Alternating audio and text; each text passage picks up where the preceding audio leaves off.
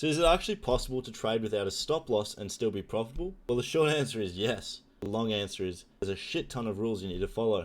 So if you don't want to blow your account and you want to see why most people fail at this trading approach, stick around. We're going to be looking at the key different metrics you're going to have to look at, as well as the pros and cons for this trading approach. I've bought some actual tick data specifically for this video so I can show you guys some examples. Let's get into it. So what I'm actually doing is I'm mean reverting, meaning I'm expecting price to come back to some sort of a mean, especially after we have these strong moves up. So we come up, move around a bit and come down. So I'm going to start averaging into positions when I see that they're stretched up far. How do I see that they're stretched up far? I'm going to have a look down here at the RSI. So the RSI tells us if a pair is oversold or overbought.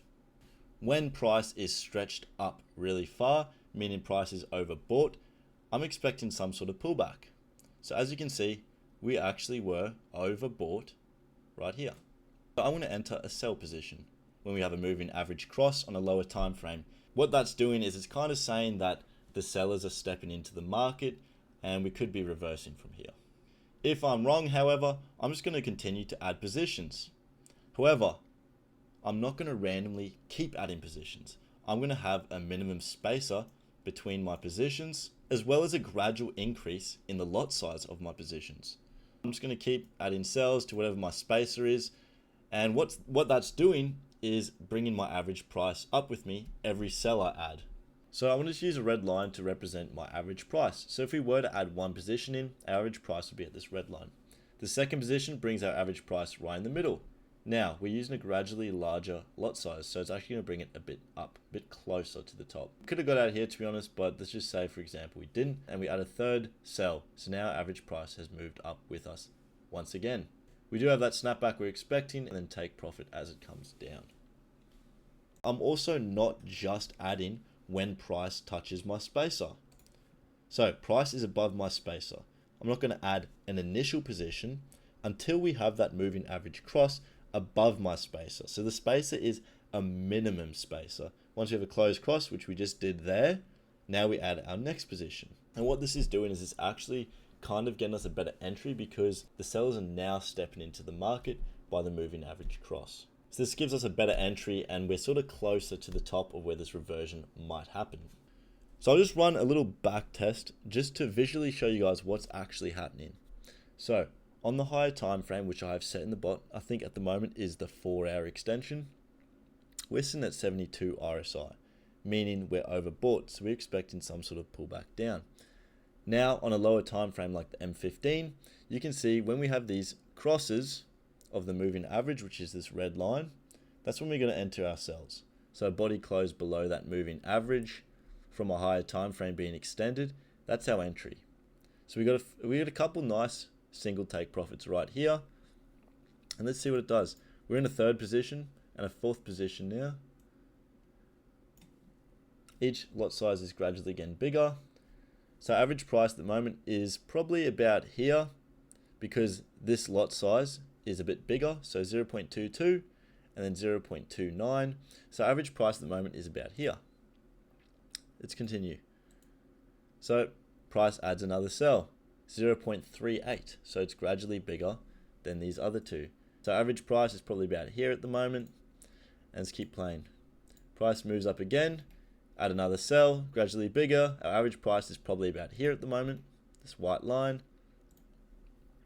Keep playing, price comes down, and we get out with a nice 0.25 profit, which I have set in the bot. We add another sell, another one, get out, profit 0.25. Same thing. Profit. So we added a buy here because we're extended down. I don't know if you saw, but the RSI was low, so it's oversold. We wanted price to come up, so we added a buy. Nice take profit. RSI is flying around in the middle, not in any of our parameters, so we're not going to do anything with this unless it's extended. Waiting.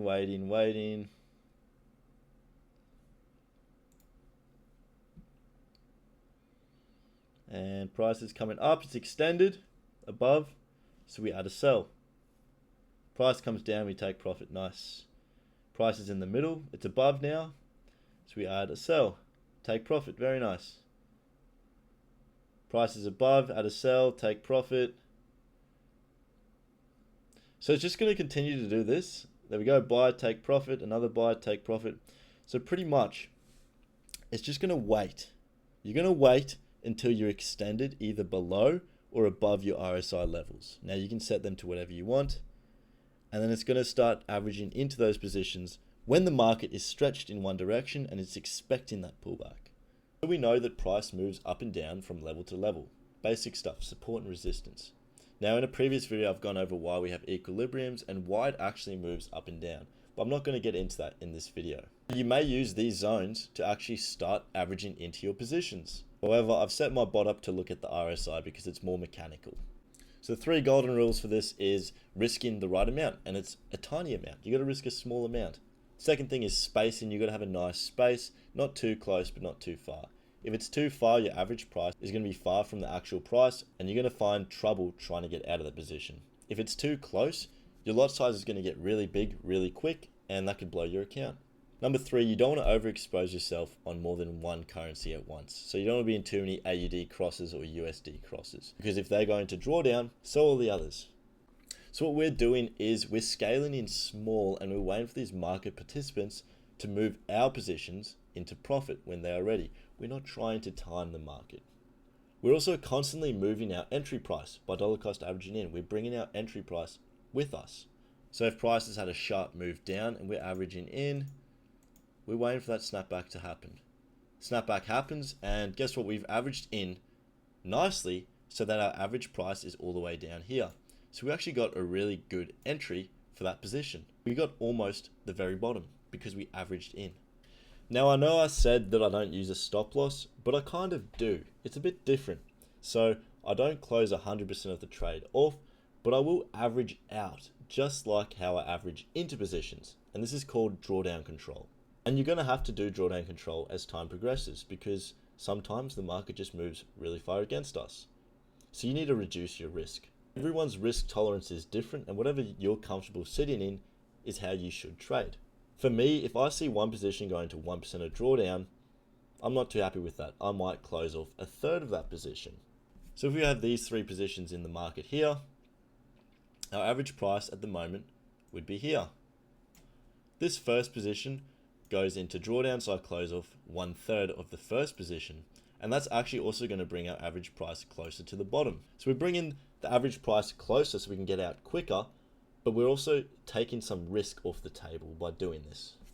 Now I could sit here all day, literally for hours and hours and hours, and speak about all the different metrics there are. I'm just going to give you a basic overall rundown of what I actually do. Obviously in the future I'll be bringing out more videos and speaking more in detail about these metrics. With that being said, let's have a look in the backtester and see how different settings affect our drawdown and our profitability. So these are the settings here. I briefly talked about using a small initial lot size. So obviously a small size like 0.25% over one average daily range of movement is a nice amount. The higher this number is, the more drawdown you're likely to go into. For our add-on trades, the higher the multiplier, the more drawdown you're going to go into.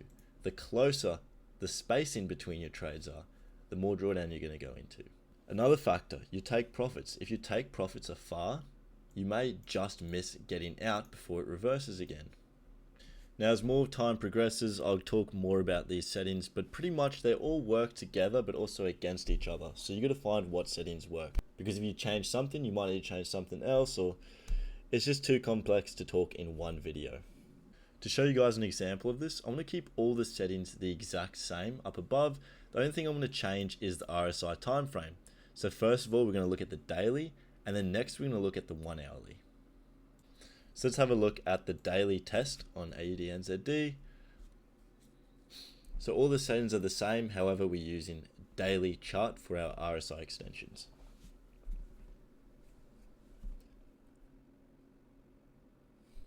So higher time frame, better entries, and we have a pretty smooth growth upwards. Let's try the hourly. I do not have faith in this. An hourly chart is a bit fucked for this, I can't lie. 70/30s on the hourly is very close. Let's see what it does. Let's put the orders in, and oof, it's stuck. It's probably in a shit ton of drawdown right now. So yeah, I don't think I'll be running these settings. Okay, so everything works sort of together but also against each other. So for the hourly, I might look at using a higher RSI, and then I might wait for higher extensions. So I'll wait for the 80-20 trigger, plus I'll use a higher time frame so it's smoother. Let's see what this one does.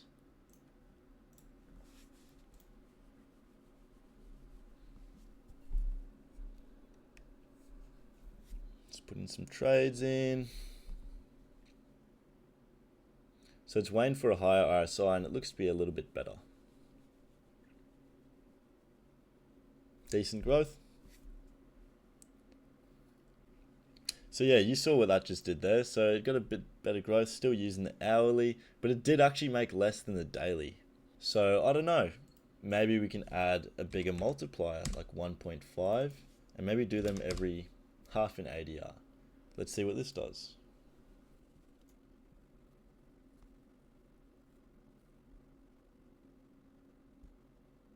That's pretty decent as well. So that's pretty decent as well, but I think you could do better. Now, as you'd assume, I've messed around quite a bit with my bot and all the different settings you can use. And I won't be showing you in this video, but you can pretty much test thousands at once. So as you can see, this one here, we risked 0.4% of the account, and we added every 0.75 with a single target of half and 0.3 for a multiple trade. Drawdown control, what moving average to use. I've done hundreds and hundreds of tests, and a lot of them were actually profitable. The settings I run, however, are based on my own risk tolerance, how I like trading, how comfortable I feel sitting in the amount of drawdown that I can potentially find myself in. So everyone's risk tolerance is different, so you got to find the settings that you like or you're comfortable running. So feel free to download the demo and mess around with your own settings. In the meantime, I want to keep bringing out more videos to help you find that profitable strategy. So that pretty much sums up the video. Obviously, I got more stuff coming out in the future, and I know a lot of people don't know this trading approach, but if done right, you can actually make money doing it long term. That being said, I'll see you in the next video.